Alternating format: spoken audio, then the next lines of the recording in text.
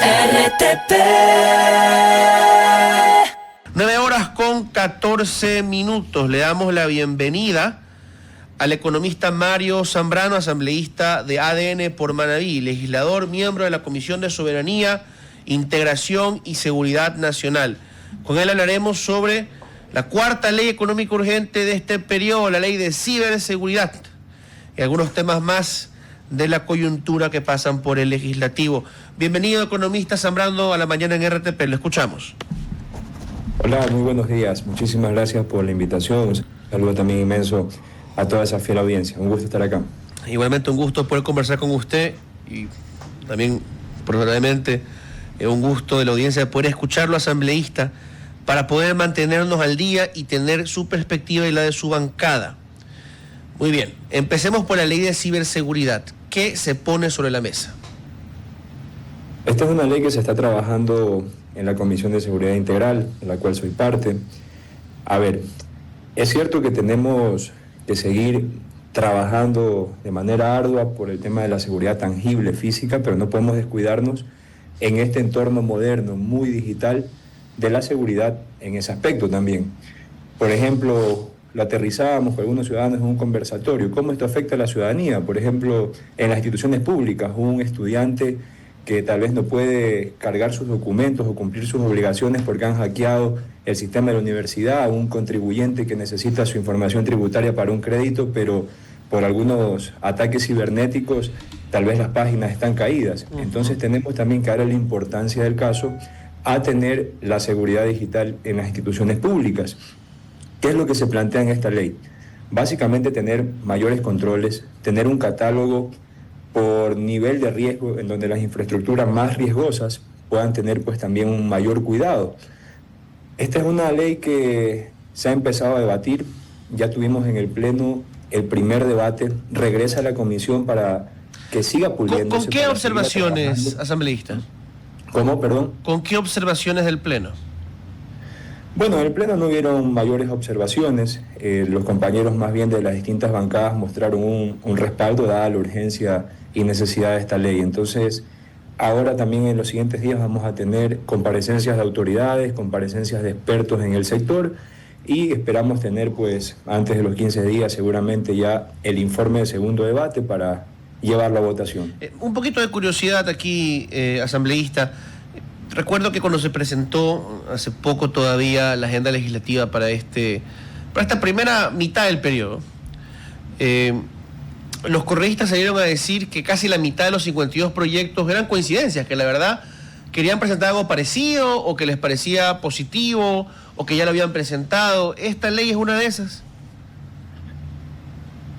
Efectivamente, o sea, es una ley que la verdad que alguien con sentido común diría no hay que oponerse. Tal vez como toda ley es perfectible, es pulible, podemos incluir algunos temas, pero repito, en el debate que se efectuó en el Pleno, Pachacuti, Social Cristianos, ERC, nosotros como ADN, pues todos coincidimos en que es una ley necesaria, tener la seguridad digital. En verdad ahorita como todo está digitalizado, nos vulneran ese aspecto como Estado y podemos incluso colapsar los servicios públicos y ahí eso sí sería bastante fatal para la ciudadanía. Bueno, también tenemos una superintendencia de control y protección de datos que recién, digamos, se está poniendo a trabajar porque al principio no tenía recursos asignados, ¿no? Yo decía, en su momento era el pobre doctor Peralta, una secretaria, un chofer y 2 gatos, pues no, ahora ya hay una superintendencia que va tomando forma. ¿Cómo ve usted la labor de esa autoridad de control hasta ahora? Efectivamente, es una institución que viene en construcción, que efectivamente tenía que después de su creación pues pasar una serie de procesos para que se vaya consolidando. La verdad que nosotros desde el Legislativo toda la predisposición para seguir fortaleciendo esta importante entidad.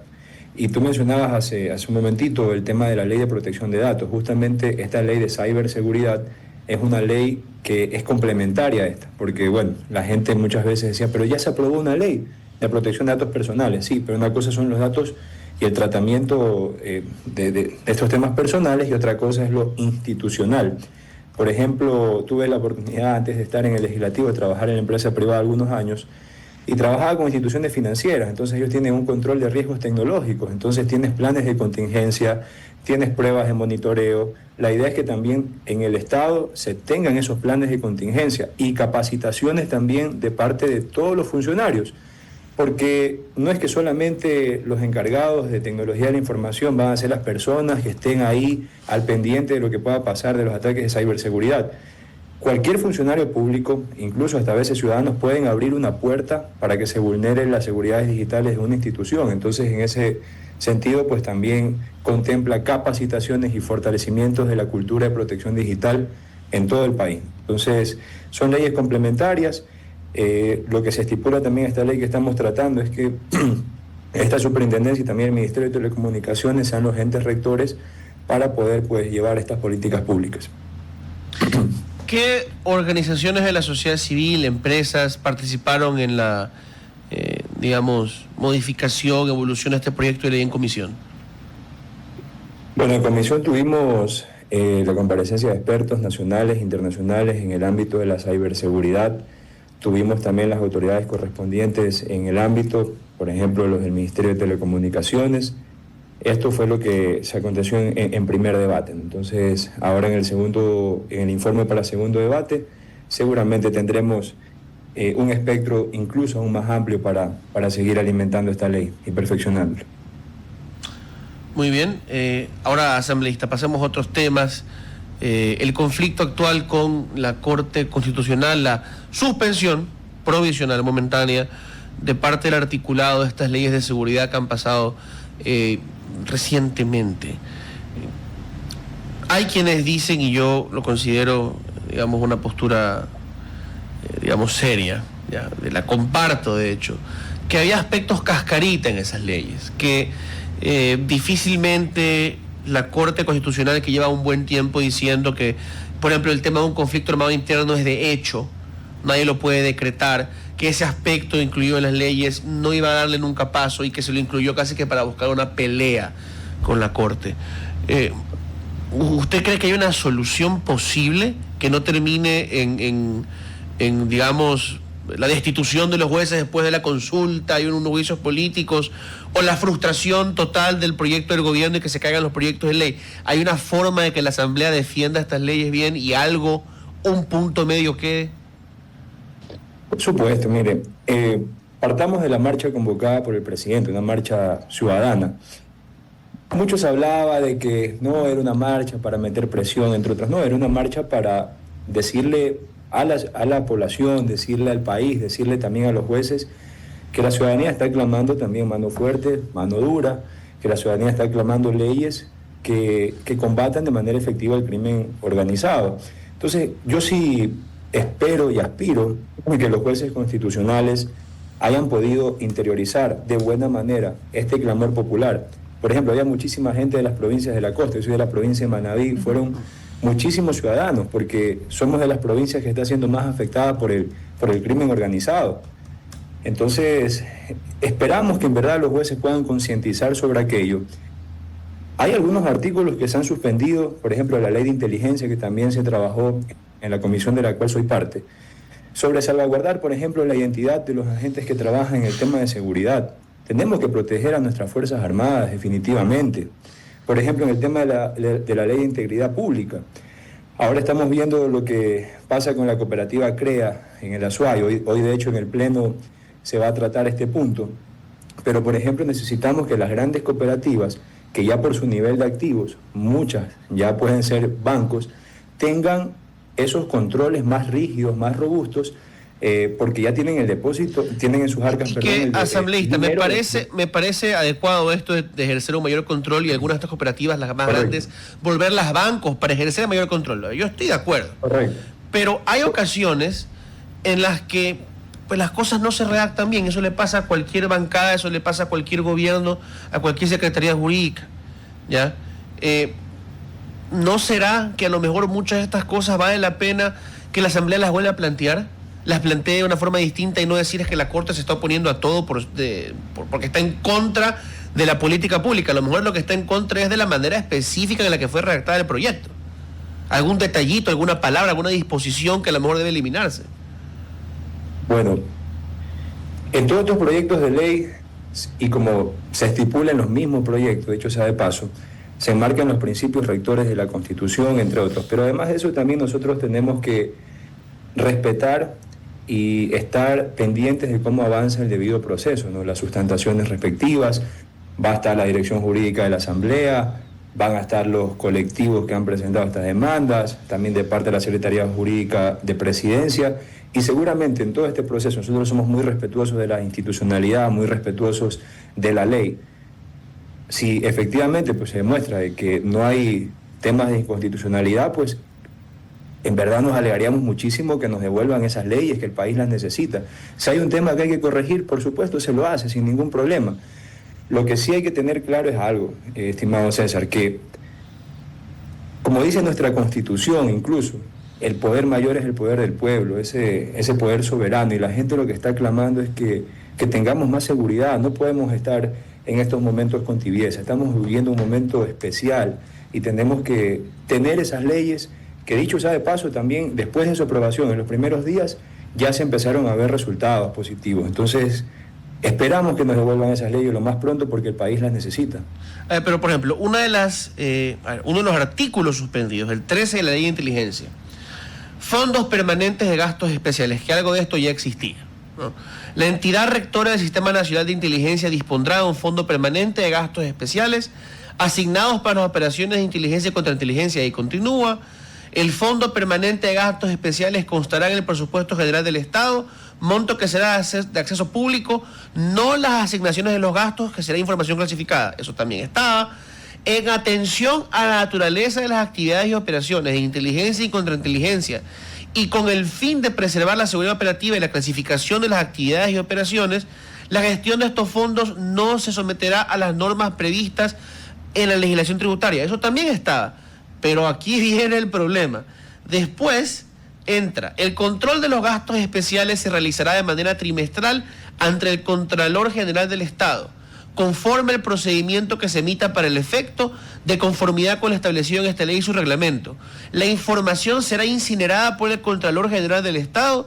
Luego de este procedimiento quedarán las actas correspondientes. A ver, que el Contralor lea y queme. Ese era el régimen de los años 80 y 90 y de ingrata recordación, pues, ¿no? Todo el caso alrededor del ex vicepresidente de AJIC, por mencionar uno. ¿No cree que, por ejemplo, ese sea un aspecto de la ley que a lo mejor esté reñido con la transparencia que exige la Constitución vigente? Mira, César, como tú lo mencionabas, no es que se queman y listo, o sea, se quema posterior, se planteaba la incineración de estos documentos posterior a todo ese análisis exhaustivo y control de parte del Contralor. Incluso se establece que tiene que ser el Contralor en persona, no evitando que vayan delegados y entre otros, la máxima autoridad.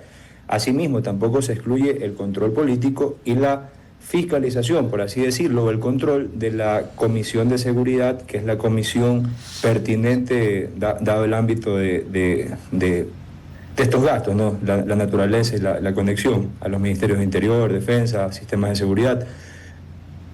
Entonces, ¿por qué se plantea esto? A ver, porque muchas veces en el detalle de estos gastos, por ejemplo, si empiezas a adquirir tecnología, entre otros insumos, están las especificaciones técnicas al detalle, y también conocemos que el crimen organizado ha permeado muchas instituciones públicas. Entonces, imagínate si esta información empieza a circular, empieza a filtrarse, y los grupos de delincuencia organizada también saben en qué se está invirtiendo, cómo se está invirtiendo, cuál es el tipo de tecnología que se está utilizando. Seguramente nos vamos a exponer como nación a un peligro de que el crimen vaya más adelante, y no podemos jugar esto de ir al empate, tenemos nosotros que estar más bien adelante. Pero repito, o sea, no es que no va a haber transparencia, se siguen todos los procesos de control, todos los procesos de transparencia, y posterior a que se emita un dictamen, un informe, que se verifique que todo está de manera correcta, ahí, por supuesto, se procedería a lo mencionado. Pero pensemos en el futuro desde la historia del Ecuador. Digamos que este es un gobierno y un contralor que quieren hacer las cosas bien. Sin ser perfectos, se empeñan por hacer las cosas bien. Pero aquí tuvimos a Polit, que yo me podría ir 15 minutos contando anécdotas horrorosas del señor, ya desde su juventud. Y aquí tuvimos a un gobierno como el del expresidente Correa y muchos otros más también, que se excedieron y que politizaron la inteligencia y lo usaron para perseguir enemigos políticos. Entonces, a lo mejor podemos decir, este proyecto de ley será usado bien por los funcionarios de hoy, pero se va a quedar ahí.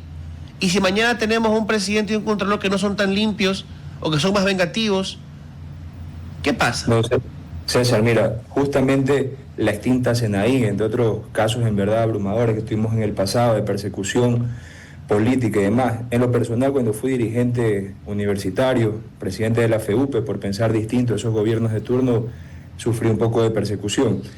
Pero pasaban estas persecuciones porque no había un marco jurídico, un marco legal en el cual se pueda regular y normar el accionar de los sistemas de inteligencia.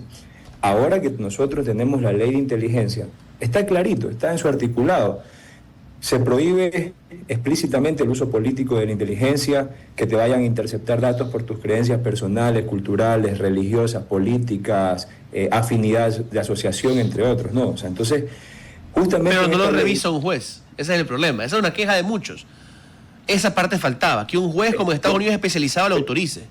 Tiene que estar debidamente sustanciado y tiene que tener la autorización de la máxima autoridad, valga la redundancia, del Sistema Nacional de Inteligencia. Entonces, en ese sentido, pues no es que esto va a quedar en el aire o a discrecionalidad, no, tiene que estar sustanciado.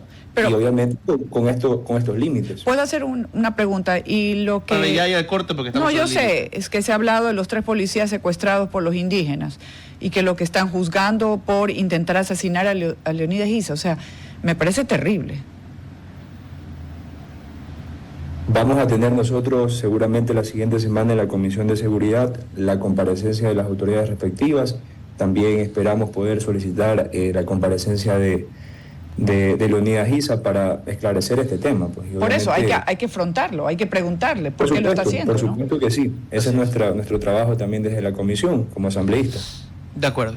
Gracias, asambleísta, por habernos acompañado esta mañana. Nos quedamos con mucho que conversar, pero porque creo que ha sido una conversación provechosa y seguramente así también lo considera la audiencia. Un buen día para usted. Gracias. Muchísimas gracias a todos.